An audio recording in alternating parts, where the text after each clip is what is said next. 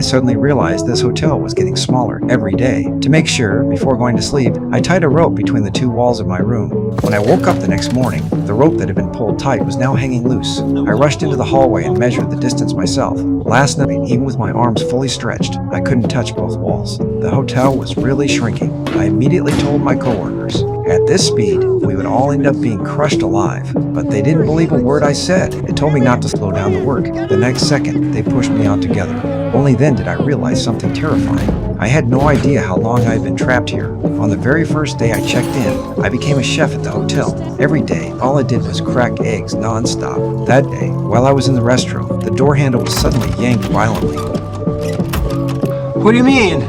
It's a truth, they say. Are you the Liberator? I hurried to explain that I wasn't who they were looking for, but the next second, several huge hands reached in from under the door. I froze in fear. I kicked at those hands desperately, but it did nothing. Only when I whispered that I was nothing did the hands slowly pull back. After that, I didn't dare step outside again. That night, I curled up in the restroom and barely slept. The next day, a coworker came in to use the bathroom and pulled me out. I asked him directly where the hotel exit was. He told me he had worked here for 8 years and had never left his hotel. Just then, I saw the front desk clerk walk into the kitchen. I chased after him immediately, trying to get answers. But in an instant, he vanished into thin air. I knew I couldn't stay here any longer. I went to the head chef and asked to quit. To my shock, he dropped to his knees on the spot. He cried and begged me not to leave. He said we were one whole, and losing anyone was unacceptable. Seeing him cry like that, I could only take back my resignation for now. That moment was seen by my coworkers. They thought I was playing tricks to get promoted. From then on, no one spoke to me. After work,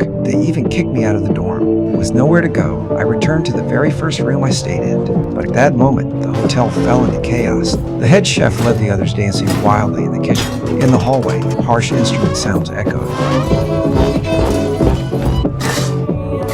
The noise made my entire body feel wrong. The next second, the walls, the doors, and the windows began shaking violently.